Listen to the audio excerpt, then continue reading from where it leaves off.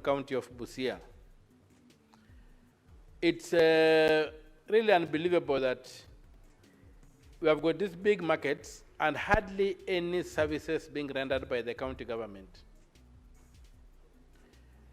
You even go to big markets like Malaba in Busia,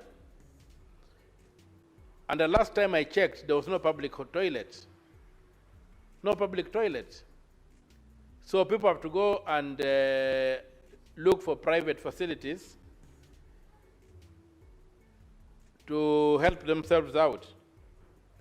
Madam Speaker, markets are one of the core functions of county governments. And markets are supposed to be major revenue sources for the county, our devolved unit systems of government. But when you look at what is going on across the board, not just in Vihiga and Bungoma, or in Busia, or in Kakamega, or in Tana Rivers, the distinguished senator who has spoken before me has said, you find that they are largely neglected. We look at the world today, and we keep on saying that the way forward is trade. And how are we going to have trade if we are not having trade in areas which are properly governed, properly managed, and some which can secure even the quality of the items that people buy? Some markets are extremely dirty, unfit for human occupation. And I'm not talking about, if you just go to a few kilometers from Parliament here, down in Marikiti, down wherever, you find the markets are so dirty.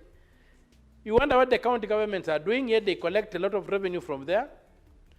Why they can't reinvest, I don't understand. On-source revenue from these markets is opaque. We can't know what is going on. And you'll find that the declarations, as Senator Osoti has put it, are hardly clear. They don't make logic. Like the figures that are shown from his own Vihiga County. The figures don't add up. And yet this is happening, and we have got institutions like the anti-corruption, we have institutions like the auditor, what do you call it? The police. We have got an economic crimes unit in the CID. I've never understood why we have left it to civilians, headed by a retired bishop, to deal with economic crimes in this country. Under Article 247, Parliament is empowered to set up a special police unit if it needs to deal with an issue. And I don't think that police unit was supposed to be the Anti-Corruption Commission. The police unit that is supposed to be set up by Parliament has to be under the Inspector General. So this idea that we have got a law enforcement organ out of the Ethics and Anti-Corruption Commission is one of the things we need to look seriously into. First of all, they are very thin, spread thin, they are not there. Like in Busia, they don't even have an office. You have to go to Bungoma to access one. So how do they enforce the law in Busia? Yet we have got a police station almost in every sub-county headquarters. At least we have got a good police station there. So I'm seriously thinking that to deal with these issues of the proliferation of the theft of public funds, we need to go back and look at the Constitution. Look at Article 79. See what the Anti-Corruption Commission has been set up to do. It is supposed to enforce Chapter 6. Chapter 6 has got nothing to do with crime fighting. Chapter 6 is to enforce a code of conduct. Chapter 6 is a code of conduct. The EACC is supposed to enforce that code of conduct. We go back to the Economic Crimes Act of 2003, I think, where before the Constitution was the current Constitution was created and put into force, we had nobody that had been appointed to be fighting corruption. But if you look at our Constitution today, matters crime are exclusively to be dealt with by the police. When you go to the CID, they've got a whole department on economic crimes. So the question is, why are we letting the EACC cover up for these people who are messing up? The EACC has no capacity to begin with. There are very few people. Secondly, there are civilians headed by a retired bishop. And you have got all this infrastructure of the DCI across the country that could be open and could be utilized by the people to ensure that we rein in this runaway misappropriation of public funds. The biggest issue with our market is that people pay taxes, they get no services, and that money is not accounted for. We need to get a way of enforcing the law. And to enforce the law, we must. And we must look at the foundational issues that are causing us not to be able to click when it comes to the question of law enforcement in matters of theft. Theft by public servants. You realize these matters of platforms. We have platforms that have been known to be used for stealing from the public, and I've got major cases. We had something which they used to call Web Tribe. Jumbo Pay, Web Tribe, whatever it's called now. You find that rogue governments use it. And after fleecing Nairobi, I think Meru, I think the National Health Insurance Fund, they are now the people supposed to be collecting funds in Busia. So why are these people not being blacklisted and locked away from engaging with the public? They have messed up in Nairobi, they have messed up elsewhere, they have stolen public funds, they are still being allowed to contract with county governments. We will never get to the bottom of this thing unless we tie this, and we also need to look at these markets. We have got the facility improvement laws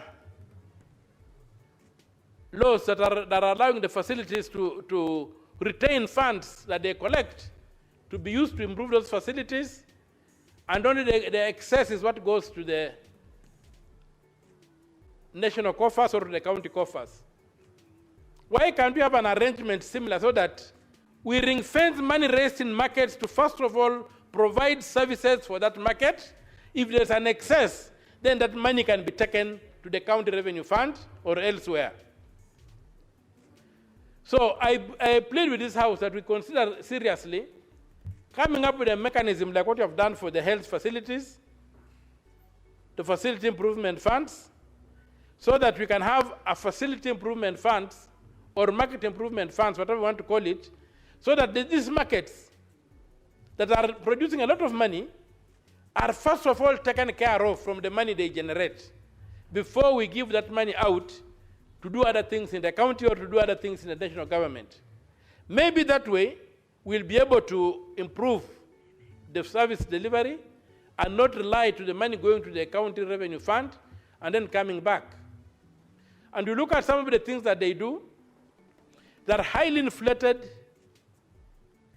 substandard works that take place, and at the end of the day, we entrench poverty, because if we can't utilize our resources to create wealth, then we have no business being called leaders in this country, because the only function a leader has from where I stand is to convert resources into wealth. Now, if our people are so resourceful, but they operate in squalor, yet they're generating a lot of wealth, what are we up to? We need to take action.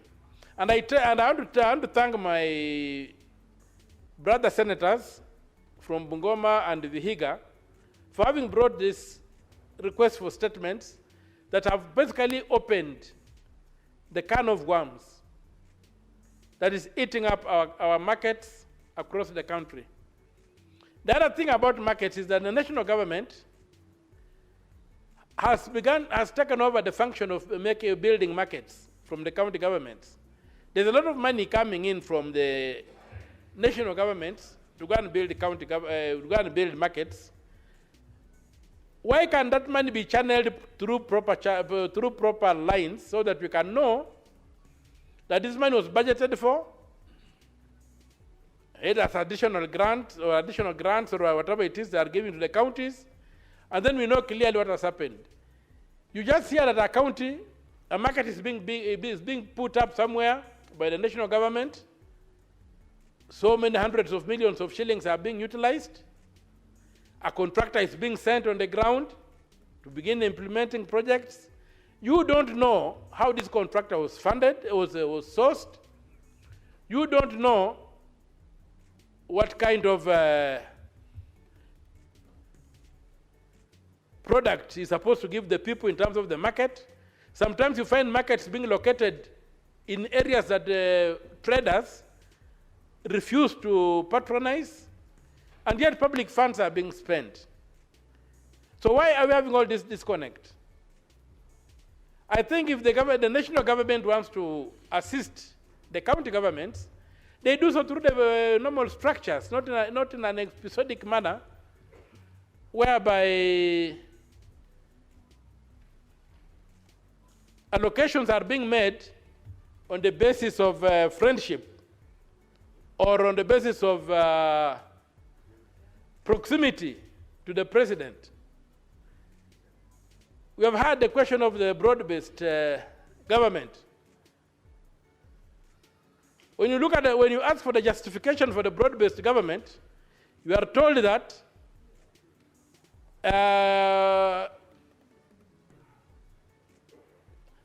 the ODM had to intervene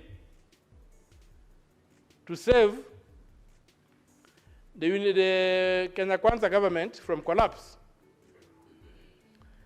I was just trying to look at it as an analogy. If somebody is very sick in a hospital and he needs a blood transfusion, you don't just go for any blood. You can only take blood transfusion from the the type group. They have to be the same type groups. So this is a revelation that the blood group in ODM is the same as the blood group in Kenya Kwanza was very, very important revelation for us. So that because there's no way unless ODM had the same blood group, there's no way it could infuse blood into Kenya Kwanza and give Kenya Kwanza life. So this Senator Omtatah, what is the link of what you're saying to the markets, the report you're speaking to? Yes, I'm getting there. I'm trying to tell our people that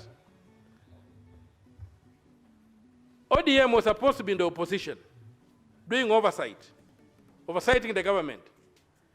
And yet it was not in the opposition. They had the same blood group as the Kenya Kwanza group, and so it was able to donate blood and give life to Kenya Kwanza. And so when we come back to the issue of markets, I'm trying to say that the oversight of this house is in total confusion. We don't know who is who. And that's why we are failing. We don't know where the opposition is. We don't know where the government is. We don't know who is who. So that's why we find that it's very difficult to enforce oversight when people can just move across and interface, and they they become the mirror images of each other that way. So I bring that thing of the blood transfusion to show you that we do not have, for honest, because if ODM did not have the same blood group as Kenya Kwanza, ODM's entry into Kenya Kwanza should have killed Kenya Kwanza. But Kenya Kwanza was stabilized. And so the link I'm trying to bring out is that if we want to do proper oversight, we also need to clean up our politics. We need to have principled politics. We need to have politics that are centered on proper positions, because where Kenya Kwanza had reached, where it was not functional, I would have expected ODM to demand that the Kenya Kwanza government resigns so that we have new elections. Senator Omtatah, Know that the Kenya Kwanza, can you please make a link? You are contributing to the report of the Intergovernmental Relations. Is it your view that report is not an oversight report? Can you make a link of what you're saying to the report? I'm saying that you see the markets are now being built in a haphazard manner by the national government without respecting the distinction between the roles of the county government and the national government. And I'm saying when you come into political parties, the distinction between opposition and government is no longer there. So we are so there's that analogy I'm trying to create of blood transfusion. ODM had the same blood group as Kenya Kwanza. That's why it could transfuse blood that saved Kenya Kwanza. Otherwise, ODM should have demanded that Kenya Kwanza resigns so that we have elections and we get to have a new start in this country. Thank you, Madam Speaker. Senator Boni Khalwale.